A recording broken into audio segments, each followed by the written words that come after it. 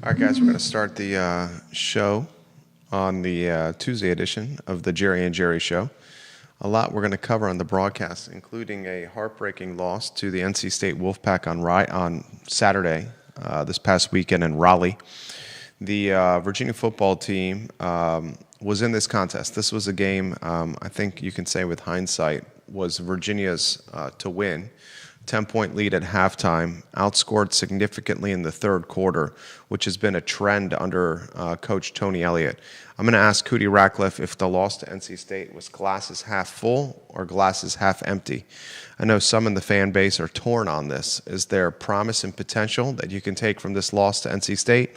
Is there despair and depression that you can take from this loss to the Wolfpack? We'll talk about that today. The seat is hot for Tony Elliott. It's exponentially hotter for Brent Pry in Blacksburg. Will buy or sell? Is Brent Pry going to be fired before the year end at Virginia Tech? We've seen the Hokies do this in the past, ladies and gentlemen. We'll talk about that with Hootie Ratcliffe. We'll talk the Atlantic Coast Conference that's got 3 teams ranked in the top 25 and a handful of others, ladies and gentlemen, in the receiving votes portion of the top 25. There's depth, there's parity, there's top heaviness, there's talent in the ACC this year, which is, ladies and gentlemen, a good thing after a down year in 2024. A lot we're going to cover on the broadcast, including Chandler Morris's potential. The tailback transfer from North Carolina Central looks like a standout star, and goodness gracious, what is going on with that Virginia defense? So many topics on the Jerry and Jerry Show, including a 21-7 outscoring the Wolfpack against Virginia football in the third quarter, which I highlighted moments ago. When the cameras go on and the show starts, we encourage you, the viewer and listener, to join us in the discussion. Judah, we need to get live on my Facebook page. Put your comments in the feed. We will relay them live on air. Hootie, before the show starts, what are some of the storylines you want to cover today? Well, I think you probably glazed over most of those, Jerry. I think the fact that that was their game to win and they let it off the hook. We talked about The importance. all summer long about how big this game was and what it could mean for Virginia. Had they pulled it off, incredible momentum going forward. They can still take some momentum from the offensive end of it, but I think it took a little wind out of the fan base in the fact that now they face William & Mary and Stanford, and in preparation for back-to-back games against Florida State and Louisville. So what happens if you drop those two, you win the other two, you're 3-3 at the halfway point, I was literally going to ask you that question. and it's basketball season all of a sudden. Where does the football momentum go from there? That literally is on my list of questions. The man is Nostradamus over here. You can tell he's got experience covering this football team. Beat me to the punch on that. Like and share the show, viewers and listeners. Like and share the show. The Jerry and Jerry Show about to rock and roll. Judah Wickower live on YouTube, live on I Love CVille Facebook. Count us in, and we'll stay communicating via Facebook Messenger.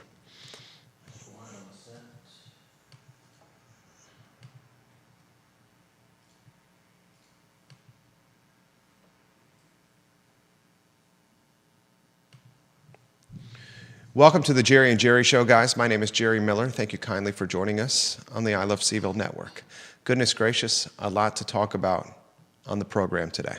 Brent Pry, the head football coach at Virginia Tech, his seat is so hot. They are 0-2 in Blacksburg. Vanderbilt, a team that is a team you should reckon with, dashes the hearts of Hokie fans. We'll play buy or sell with Jerry Ratcliffe on Brent Pry's future. Of course, we're going to look at Virginia football. Tony Elliott and this football team were a whiskers hair away, ladies and gentlemen, from a critical victory in Raleigh. Unfortunately, a trend that is all too common in Charlottesville and all too common for this fan base. A third quarter for Virginia football where they were absolutely controlled and absolutely demolished. That reflected or indicated how the game would go. We'll talk about that with Hootie Ratcliffe today. We'll talk Chandler Morris. He had a hell of a game. He threw a costly interception. How do you grade the gunslinger Chandler Morris that clearly is the key cog for this Virginia football team? We'll talk defense. They could not, ladies and gentlemen, stop NC State in this contest until the latter stages of the fourth period. What happened with this Virginia defense that on paper has a lot of talent? We're going to talk on this program what's at stake for Virginia as they head into the matchup against William & Mary. Goodness gracious, will fans show up against the William & Mary tribe? That's a topic I want to cover on the program today. We'll take your questions. Anywhere you are watching, your questions are welcome on the program. Judah, get, if you can, my Facebook page up and running and live. If you can go to the studio camera and welcome the Virginia Sports Hall of Famer, Jerry Hootie Ratcliffe, to the show on a program that continues to generate positive feedback. Hootie Ratcliffe, good morning to you. Good morning to you, and it's an interesting weekend for sure. Absolutely an interesting weekend. We start with scatter shooting with Hootie Ratcliffe. Where would you like to begin? Well, I just thought it was unbelievable that Virginia was able to move the football the way they did for most of the game, and then down the stretch they get inside the 30 3 times in a row and walk away with nothing. And the defense finally stiffened at that point, gave them opportunities, but they just couldn't score. Reverted back to the same old problems we've seen so many times before, but it was theirs for the taking, and could have built incredible momentum and generated incredible enthusiasm with the fan base had they pulled it off. And we talked about the dangers of playing this game all season long when you didn't really have to schedule an opponent like that. If you win, you get a lot of benefits, but if you lose, what does it do to you? I don't know. We'll find out. But I totally agree with you. I do like the fact that Chandler Morris, even though he made a rookie mistake in his 6th year as a quarterback, owned it. He didn't make any excuses. He said, I should have thrown the ball away, and he should have. He had plenty of time and plenty of plays left to get that ball in the end zone. But at least he owned it and didn't run away from the media after the game. You know, the interesting thing about Chandler Morris, I don't even have much beef with how he played. I thought he played a fantastic game of football. He did play fantastic. Made one bad mistake at a critical point of the game. I think the accountability, if that's the word, has many more notches on the priority list or the pecking order when it applies to where Chandler Morris stacks up on that order. First thing that comes to mind, and I think this is fair. I understand this is week 2, but I think this is fair because of the trend and the history. Virginia outscored in the third period. It was 21-7 in the third. They're going into halftime with a 24-14 lead and the momentum on the road. They come out of halftime and they're, ladies and gentlemen, outscored 21-7 and down 35-31. This is a trend with Coach Tony Elliott and his 3 years and change in Charlottesville as the head coach. Yeah, it's a disturbing trend and something that they need to address now. They can't continue along that path and expect to do anything important down the road. But I don't know if it's a halftime lack of adjustments or if the other team makes better adjustments and then Virginia doesn't adjust to that. Certainly NC State made some changes, and they had to know what was coming with Hollywood. They were going to give the ball to Hollywood Smothers as many times as they possibly could. Maybe the best player on the field. Of course he was going to get the ball. He was tremendous. And their quarterback, C.J. Bailey, did an outstanding job as well, finding receivers. And I still can't figure out what happened to Virginia's defense the first 3 quarters of that game. It's almost like they weren't even there. Well, why don't we start there? I mean, 3 periods, your phrase, they weren't there. They didn't show up. They didn't get off the proverbial bus. What did you see? You know X's and O's as well as anyone. A lot of missed tackles. The run fits were off for sure, and they got no pressure on Bailey. And I know he's a mobile quarterback and all that, but at some point, through blitzing schemes or something, you've got to find some way to put some pressure on these quarterbacks. And there were only a couple of hurries, I think, no sacks. And, they brought in guys specifically to put pressure on the quarterback. And so far, they haven't gotten their money's worth. Chandler Morris finishes with a prolific stat line in his second game in a Virginia uniform. This tailback transfer, ladies and gentlemen, from North Carolina Central, looks like the real deal.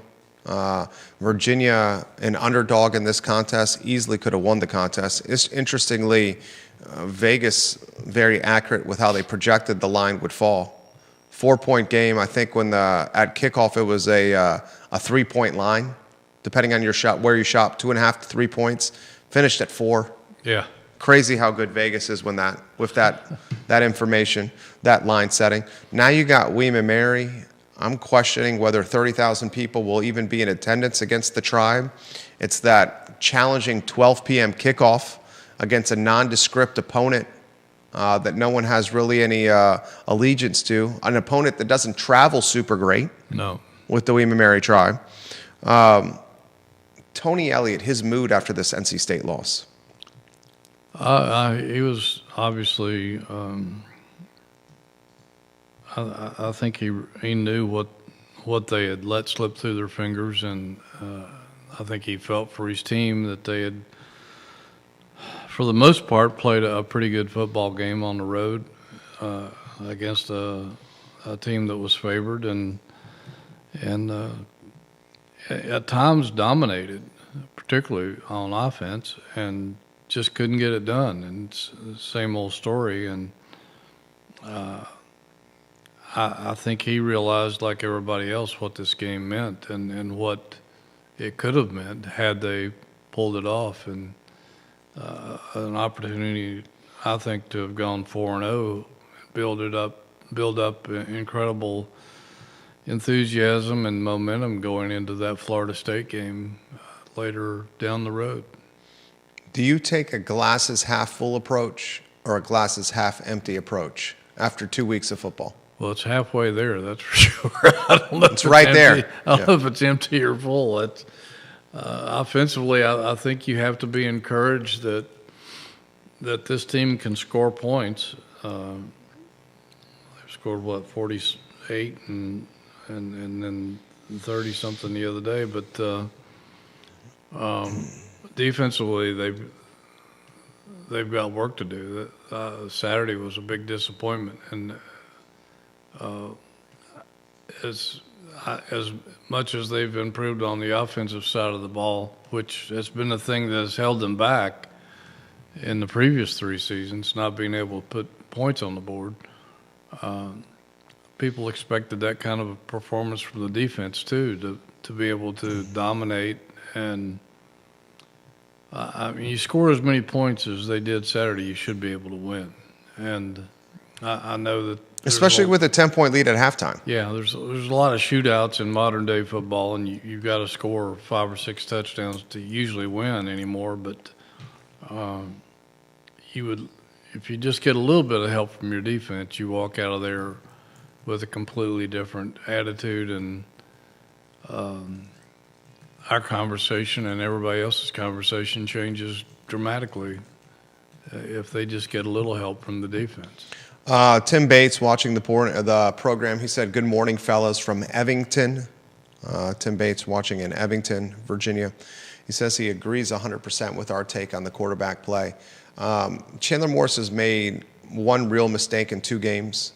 Just happens to be the mistake he made in week 2 maybe cost the team an opportunity to win. I still see so much hope and potential with Chandler Morris, especially with the uncertainty at quarterback over the last 2 seasons with Musket and Calandria. Chandler Morris is clearly a talented college football quarterback that understands nuances, understands schemes, weak spots of defenses, just is a very heady guy. I think Virginia football has got and they said this in the summer, and I didn't believe them because I thought it was hype. Virginia football might have one of the best tailbacks in the Atlantic Coast Conference in this transfer from North Carolina Central, Hootie. Yeah, Keith Gaither told us that Right. a few weeks ago, and I think some of us were skeptical too because I was very skeptical. How good could this guy Right. be? Right. But apparently he was overlooked in the recruiting process. I think that came during COVID, and so a lot of people probably didn't do their homework on him or whatever, but they certainly missed out. But my goodness, the way he played Saturday, some of his runs were spectacular, and looking around the ACC, right now he is as good as any running back in the conference, I think, and has the numbers to prove it. Virginia's got William and Mary on Saturday, 12 o'clock kick, ACC Network, Mike London, rendezvous in Scott Stadium. What do you make of the William and Mary matchup? Well, it's a game that Virginia should win. There's no question about it. I think even Mike London would admit that. I have all the respect in the world for Mike London. He's a great guy. Great guy, Mike London. Enjoyed covering him when he was here as an assistant and then head coach. Wish things had worked out differently for Mike London. Yeah, I wish they had. Just a terrific guy. I mean, I got to know him really well during his time here, and he coaches his butt off. They're 1-1 coming into this game. They won a close game over Maine and lost a close game to Furman. He has a quarterback who was their leading passer. Well, obviously their leading passer, but the leading yardage guy, passing and running the football. I think in the Furman game, which they barely lost 23-21. But they'll come in here and play hard. I just think that there's a difference between most FCS teams and teams like Virginia that has a big budget to spend on football players, and I think it's hard to overcome that disparity. But they'll come in and play hard, but Virginia shouldn't have any trouble winning this football game. This is not just, ladies and gentlemen, a reunion or a rendezvous for former Virginia head coach Mike London. It's a reunion and rendezvous for Rasai Dowling, a defensive back that's a star in Virginia history that had time in the National Football League. He's the co-defensive coordinator and secondary coach with the William and Mary Tribe. Keenan Carter, a defensive lineman for Virginia football, who's the defensive line coach and recruiting coordinator currently for William and Mary. Daryl Blackstock, one of the best linebackers, I would say, in Virginia history. Special teams coordinator, outside linebackers coach for Mike London. Perry Jones on this William and Mary coaching roster. A name that a lot of folks may remember if you follow 757 football, Virginia Tech football. Brian Randall is on this Mike London coaching roster. Coach London has got a who's who of Commonwealth football talent on his coaching tree in Williamsburg. He does, and I think he's had even a few more that have scattered around the country and still coaching. I think Matt Johns was formerly on his staff. I think he's on Broncos staff now, but out at Utah State. But Mike is very loyal to his former players and vice versa, and it's great to see those guys coaching. 100%. 100%. I love seeing the coaching trees, ladies and gentlemen, kind of develop and mature in college football and into the various programs. Let's put an over-under at 30,000 in attendance against William and Mary. Where's your money? Yeah, well, like you said, a noon game probably doesn't help in that respect. Noon game, William and Mary doesn't travel that well, coming off against the loss to NC State, 1-1 on the season. Right.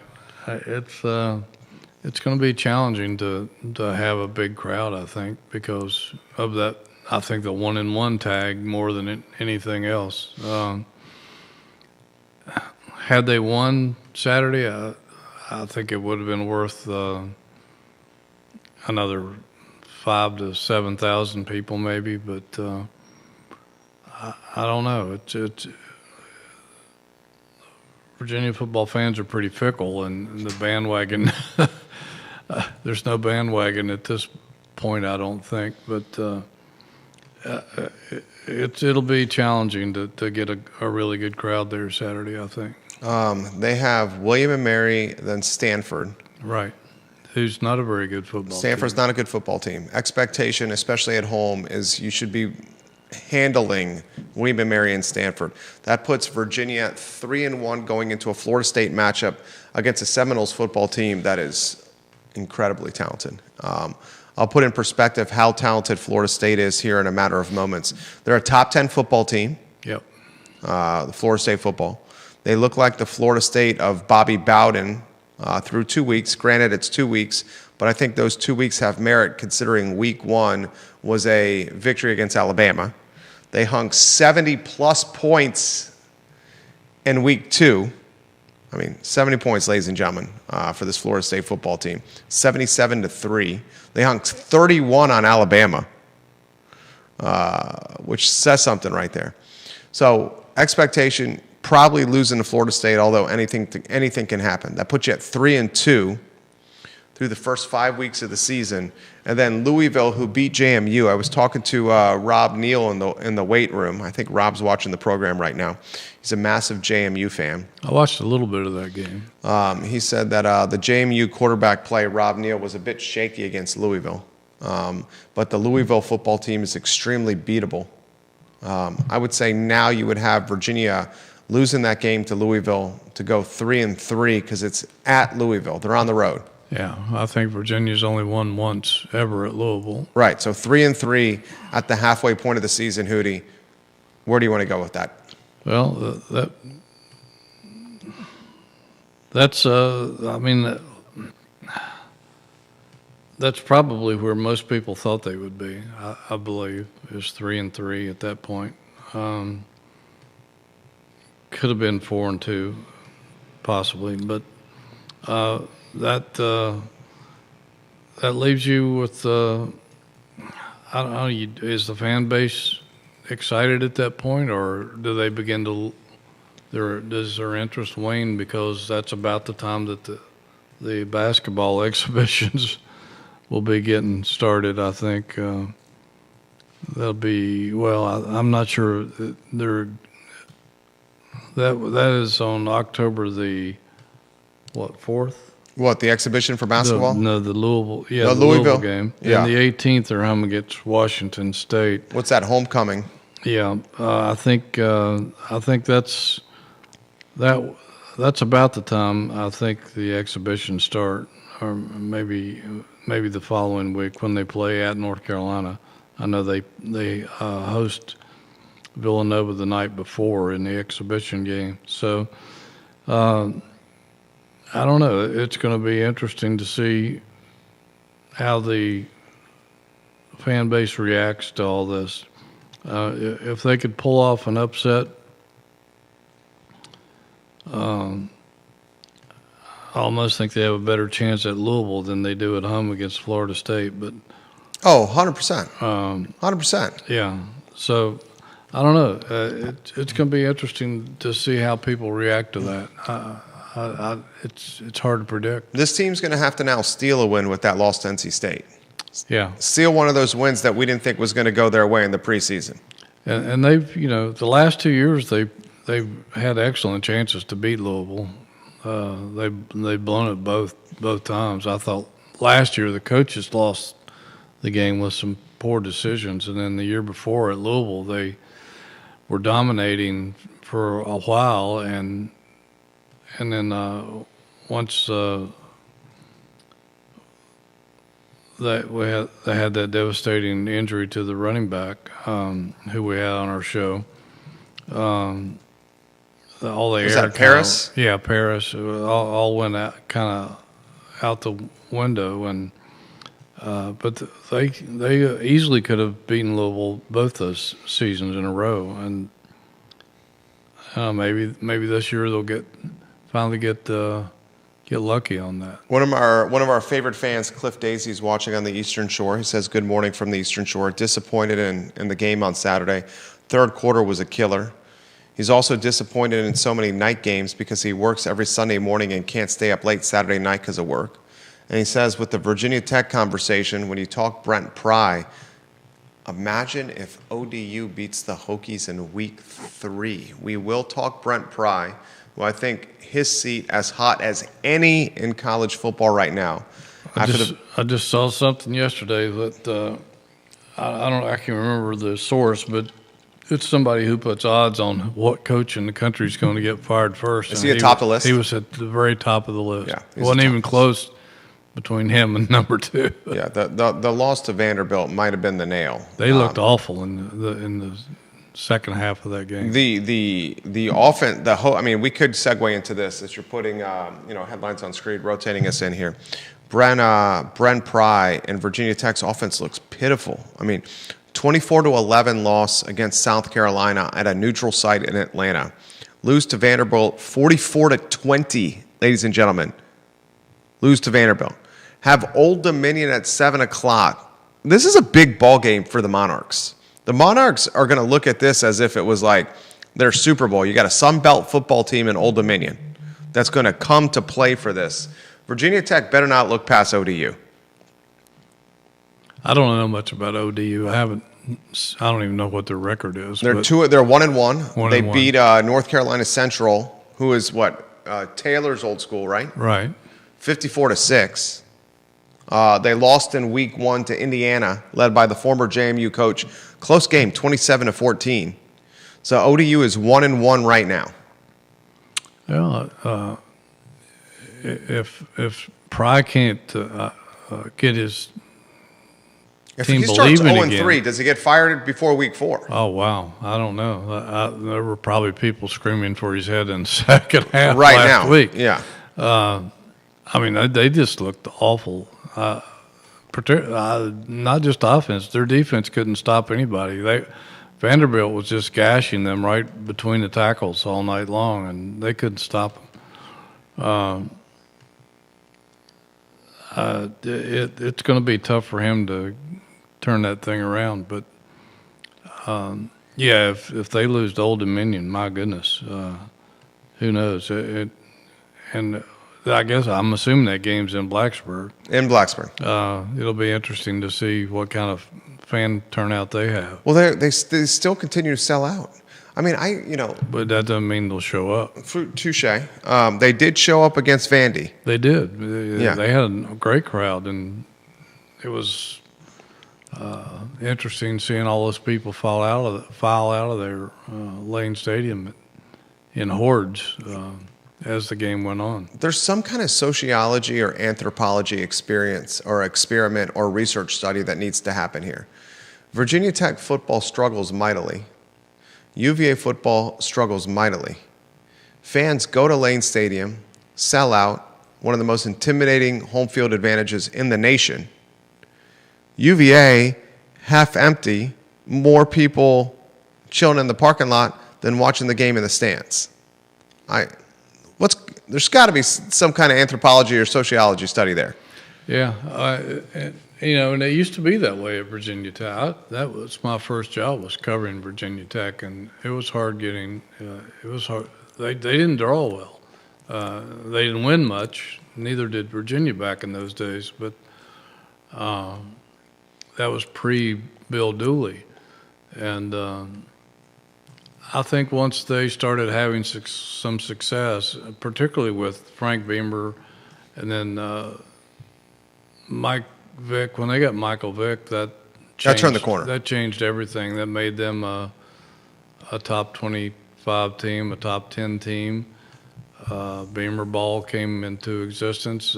Lunch Pail, Bud Foster. All that, it got their fan base excited more than, I mean, they really didn't have much to get excited about up until that point in time.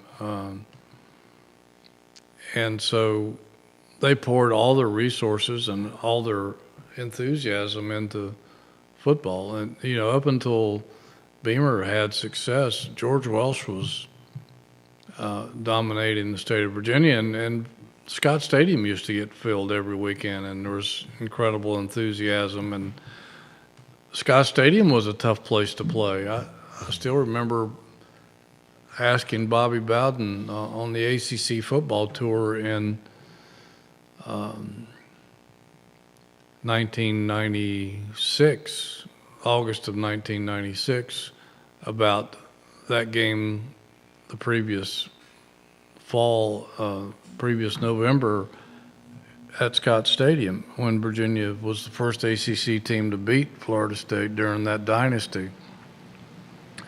And he said that was the loudest crowd that he had encountered in his career.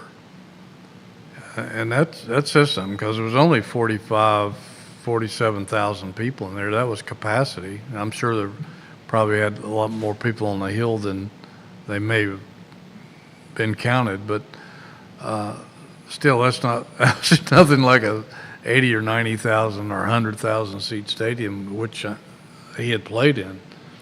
So we saw the tables reversed over that course of time when George left and Al got off to a good start but couldn't keep it going. And then Virginia Tech did. They kept it going until Beamer retired. So I think their fan base is probably a little more rabid, a little more dedicated.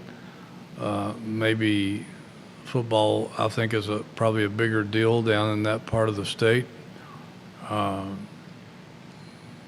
For years, I think a lot of the high school stadiums in some of the smaller towns in that part of the state, there's nothing else to do, and people showed up in hordes. And I think maybe football just means a little bit more down there than it does up here. Rob Neal watching the program. This guy knows college football like Judah Woodcower knows denim and the dog days of summer. Rob Neal watching the program. That's a compliment to you, Judah. You wear denim in the dog days of summer. Nothing wrong with that. No, I'm trying to weave him into the conversation. It wasn't a dig, Judah. Just a little poking, little locker room fun here. Rob Neal says ODU's best player medically retired this week, middle linebacker, but the Monarchs will be pesky. Interesting game in Lane Stadium. He says go Monarchs, and he says now I feel dirty because he's a JMU fan.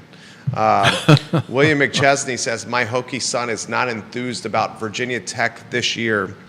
Comments coming in left and right as we highlight Logan Wells Claylow watching the program, but comments coming in left and right about Tony Elliott and the coaching. Mark Coleman, for example, this past Saturday was vintage Tony Elliott. That's from Mark Coleman. I'm going to highlight this. Was it a 47-yard missed field goal? Yep. Will Bettridge? Bettridge. Yeah. I didn't have a lot of confidence on Will Bettridge making a 47-yard field goal. I don't know how you felt. Second thing I'm going to throw to you is the fourth down, the play call to go right on the line instead of just go up the middle seemed questionable to me as well. Yeah, and I think it was behind an unbalanced line, if I 100%. if I recall. Yeah. And I just, as far as the field goal goes, his leg was supposed to, he told us he had worked hard in making his leg stronger and he had more range than he had the year before. He's made, I think his career long is 49. I may be wrong about that, but it's questionable. But it's, his other miss was from 51, and I didn't have much confidence in that kick. I kind of thought he might make the 47-yarder. Most college kickers can do that on a pretty consistent basis. But that makes you wonder going forward if a game is on the line, how much confidence are they going to have in doing that, or maybe trying to get a first down somewhere. But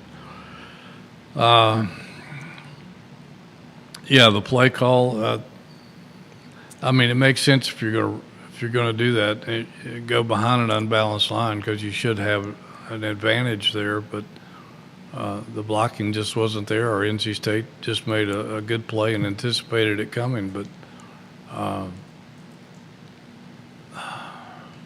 you would think that I still like 4th and 1. I still like a good quarterback sneak. Right.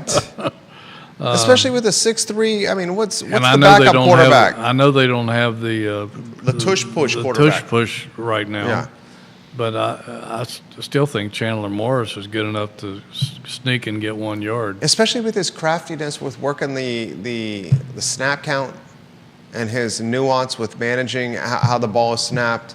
He's wily. I mean, And they and we saw the week before they had that jumbo package in on the goal line where they brought in extra linemen to block. And why can't you do that there?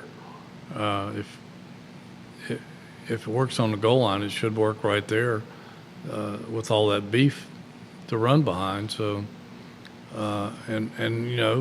wildcat it to Taylor. Put them both in, like they did in the red zone and down on the goal line the week before. Put Morris and Taylor in the backfield and wildcat amen, brother. Taylor. But wasn't much imagination there for sure. A gentleman on your Facebook page, this is the second time he's commented in back-to-back weeks, and we welcome you to the Jerry and Jerry Show family. He goes by, his name is James Madison. Great name. I love it. He says, don't you guys think that they should have run the ball with a little over a minute to go to run time off the clock? If you score there and Morris does not throw the interception, NC State still has plenty of time left to score. So multiple people questioning the Tony Elliott play calling, game management, decision making here. Yeah, well, I think Kitchings is probably the one that made that call. I think the only time that Tony Elliott is involved in decision making on the offense is whether to go for it on 4th down or not. I mean, they may have some discussion on play calls, but ultimately I think Des Kitchens is the one that makes the play call. But I thought they really wasted an opportunity there because, again, they had a first down at the 12, right? At the time of the interception, there was still 62 seconds left, I think, in the game. So you had timeouts. So I have to question throwing it on first down there. I think I'm not so worried as much about the clock as I am as getting in the end zone because, again, NC State didn't have any trouble moving the football, and you certainly were putting yourself in jeopardy if you did score that early. But, what was the rush in trying to score on first down? I don't understand that. I think they could have done a much better job managing that situation than what they did. That was kind of a risky pass. It's a wheel route by the back coming out of the backfield. They had a guy open across the middle. I don't think Morris saw him, and Morris said he didn't want to throw against his body. So that was the obvious throw to make. He just shouldn't have thrown the football. He should have thrown it into the stands because it was well covered. Chandler Morris throws that football away 9 times out of 10. Yeah, I think he does. 9 times out of 10, he tosses it, and they probably go on and score one way or the other. Yeah. Still could have gotten another first down if they had really needed to, but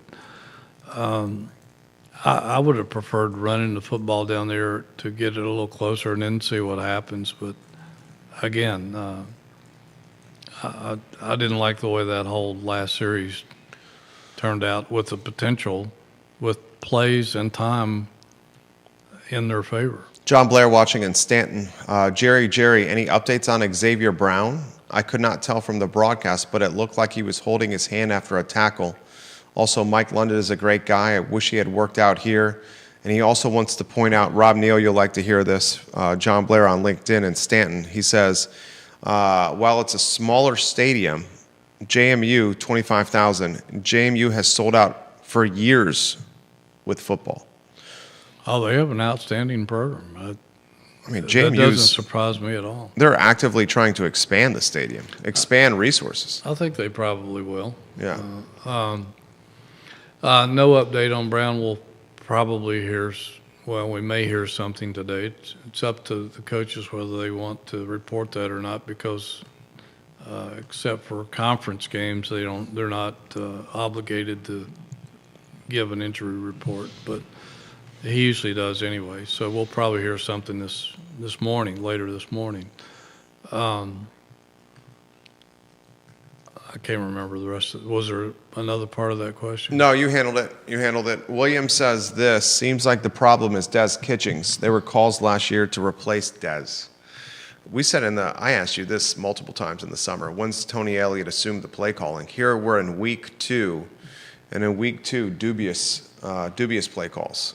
Questionable play calls, I guess I should say. Yeah, well, I thought for the most part Des called a pretty good game. I mean, they were, and a lot of it was Chandler Morris, because how many times we see him drop back, particularly in the first half, on the third down, and they needed, anywhere from 5 to 12 yards or something for first down, and he kept looking and staying in the pocket, and was incredibly efficient. Well, 13 out of 18 on third down conversions in the first half alone. But I thought for the most part he called a pretty good game. I just had some problems with them down the stretch when they have the ball with first downs at the 30, at the 8, and the 12, and walk away with 0 points. Had they kicked a field goal earlier, then all they would have needed was a field goal to win it at the end. Wouldn't have to worry about throwing into the end zone on first down. But they win probably with a walk-off field goal. But they chose not to kick it, and here we are. Let me ask you this question. What's through 2 weeks of the season, what's Virginia's brand of football? I think they strive to be balanced. I'm not sure that that's quite what it is, although for the first time in a long time they have a good running attack, thanks to Jamari Taylor. That kid is legit. But if you've got a weapon like Chandler Morris, an experienced quarterback like that, and a fleet of receivers, you got to throw the football. So they've been pretty good at both. They've been pretty balanced. It's about as balanced as you can be in modern day football, I think. But and I think that should make their offense better if they can run it. That helps Morris become a better, more efficient passer, because there's less pressure on him to produce every play, and they are keeping him clean. He's not having to run for his life like Calandria did the last 2 years. What's the difference between a Morris and a Calandria? Decision making? Experienced decision making. There's a lot of similar on paper. Yeah. On paper, very similar. I think Calandria was a little bit better a runner. Yeah. And probably still is. I don't know how much. I think Calandria might even had a slight, I don't know if you agree or disagree with this, slightly more lively arm as well. You think Morris has the more lively arm? I don't know that we've seen him enough to tell that at this point, but he has a pretty strong arm. He can make the deep throw. Calandria and UNLV beat UCLA last weekend. I don't know if that's a very big deal, because UCLA's not very good. But I think a lot of it just is decision making. He can make all the throws. I think he's cooler in the pocket. He doesn't get happy feet, and he finds his receivers. A lot of people question at 6 foot, would he be able to find them? But he's got no problem with that. He has no problem whatsoever finding receivers downfield, and he picked NC State apart that first half. and some in the second half. It's just a shame that they couldn't pull it off. Anthony Calandria, and why don't I highlight Calandria's line through 2 weeks? 49 completions, 65 attempts, completion percentage of 75%. That's a lot higher than it was here. 647 yards passing, 10 yards per completion on average, 6 touchdowns, just 1 interception for Anthony Calandria, and racking up yardage, 30 carries for 175 yards, 5.8 per tote, and 1 trip to pay dirt while rushing the football. Anthony Calandria is the clear-cut starter of UNLV, and he's posting all conference numbers through 2 weeks. Yeah, and he wasn't the starter going into the. Oh, he had a fight for this job. Yeah. He took it in the first week. He sure did. He outperformed the other guy, and last week obviously played off the charts. But he was a good quarterback. I wish him well. He's in his third year starting now, so he should be better and be making better decisions and throwing less interceptions. His percentage has gone way up. I think He was in his best completion percentage was 62%. Yeah, he's that's at what 75 and change. that's what I thought. Yeah. So that's a major jump. And I know he went to The quarterback school. the quarterback school down in Tampa with John Gruden this past summer, and I'm sure that helped him some. But I'm not surprised that he's playing well, and it's a shame that he left here, but I can't blame him for leaving under those circumstances when he was benched for the last game of the season last year. So Coach Elliott might have been surprised by that, but I wasn't surprised at all. I kind of expected it after How he was treated. that, yeah. But I still think Morris is the better quarterback in the long run, and we'll see. Well, and Calandria's something we should highlight is the offensive line was a point of concern when Calandria was here. Oh, it truly was. If Lack depth. he had this offensive line, his numbers would be better. Right, 100%, 100%. Kevin Yancey, awesome weekend for him. Florida State rolled. He's a Florida State fan. Virginia Tech lost to Vanderbilt, and Florida lost to USF. Florida has now fallen out of the top 25 rankings, guys. USF's a giant killer. And Yeah, they play, is it Miami this week? USF is playing Miami. Miami's a top 5 in the rankings. I think so. I'll confirm the rankings here in a matter of I think moments. they might be fifth. I think they are 5th. I'll confirm that. I'm calling that up right now. Miami's in the rankings, top 25. South Florida's ranked now, too. Yep, right. Gosh, look at Hootie. And Hootie doesn't even have a computer in front of him. I'm at least looking on the internet and a computer.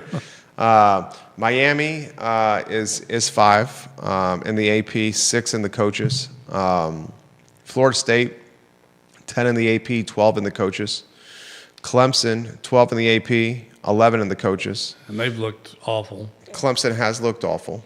They have looked awful. They have some injuries with their wide receiving core, but they don't look like the Clemson of yesteryear.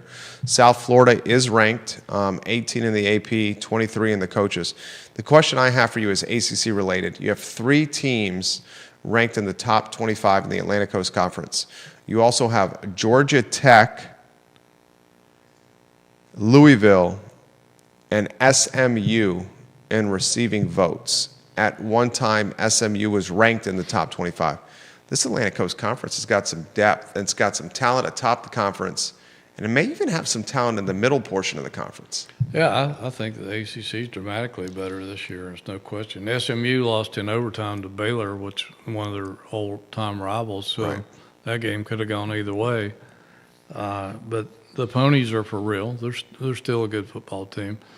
Louisville is a little bit of a mystery team. I don't know if we've seen enough of them to find out just how good they are. But, yeah, the ACC is better. I think Georgia Tech's better than what they're being given credit for. Clemson, I don't know what's going on down there, but they looked in the first half. It was stunning, losing to Troy State. what was it, 17-3 It or was something like at that. the Yeah, half? right.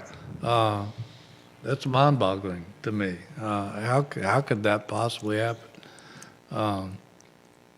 But Florida State seems to be for real. Miami seems to be for real, and that's certainly something that the ACC has wanted for ever since they brought Miami into the league. Them, Clemson, NC State, and Miami to be top 25 teams. They do. Begging for them to be that good. Cal Golden Bears, the only reason I bring up Cal is because they're on Virginia's schedule. 2-0 on the season, a win at Oregon State, and a win at home against Texas Southern. They host Minnesota on the 13th of September, ladies and gentlemen, which is Saturday in a 10:30 p.m. Eastern Conference kickoff time on ESPN, 7:30 on the West Coast. So that's a marquee matchup. Well, Cal, they were kind of like Virginia last year in that they lost, I think, 4 or 5 games. Cal was in a lot of contests. And yeah, really close games. And had a pretty good quarterback. They weren't that bad a football team. They were much better than the record showed. So it'll be interesting to keep an eye on them as we go forward. Yeah, Cal is Virginia's matchup. Absolutely, Hootie. Cal is Virginia's matchup, ladies and gentlemen, the 4th to last game of the season. I bring up the Cal Golden Bears because perhaps us included, we thought that was a chalk win, a victory we could chalk on the board. Cal's a team to potentially keep an eye on here. You got a press conference at 11:30. We got about 4 minutes and change here before 11 o'clock departure. He will be at the Tony Elliott press conference at 11:30 today. What's going to be the mood of the press conference? What's Tony Elliott going to be focused on? What's he going to be relaying to the media? What do you? Yeah, he'll be focused on this week for sure. I'm sure he's flushed last week as much as it haunts coaches to lose, but they learn how to flush those things pretty quickly and move on. You have to do that, and so all of the focus is on William and Mary and just trying to get back in the win column again and try to build off of the success they had on offense and try to figure out what in the world's going on the other side of the ball so it won't happen again. How do you use a game like William and Mary? Don't show too much. Show. Focus on what you need. I mean, how do you use it? I think you show whatever you need to win, but you try to get these guys who haven't played together very much as much playing time as possible, and maybe experiment a little bit on defense on some things, maybe some blitzes or something to try to generate some pass rush because they're going to need that moving forward. But they've got to shore up stopping the run, and I imagine that'll be one of the focuses of this week's practice. What's in the hopper at jerryratcliffe.com? A lot about this week, and then we have a rare press conference with Ryan Odom tomorrow, which was called out of the blue today. So that'll be fun. Talk a little hoops. They just offered Hakeem Olajuwon's son yesterday. I don't know what their chances are of getting him because Houston is involved, where his dad was a star, and a lot of interaction between Virginia and Hakeem the Dream back in the 80s. Some incredible games between those two, and I covered all of them in Seattle, Houston, and Tokyo. So some games I'll never forget, including the one where Hakeem elbowed Olden Polynice in the throat and didn't even get thrown out of the game for it. But a lot of big moments with that family in Virginia basketball. Maybe it'll be a good moment for a change. I'm looking forward to it. I was on Jerry Ratcliffe this morning. JerryRatcliffe.com is the source for anything UVA related. Follow Hootie on Twitter. Man does a hell of a job. He's going to be at the Tony Elliott press conference in T-minus 29 minutes.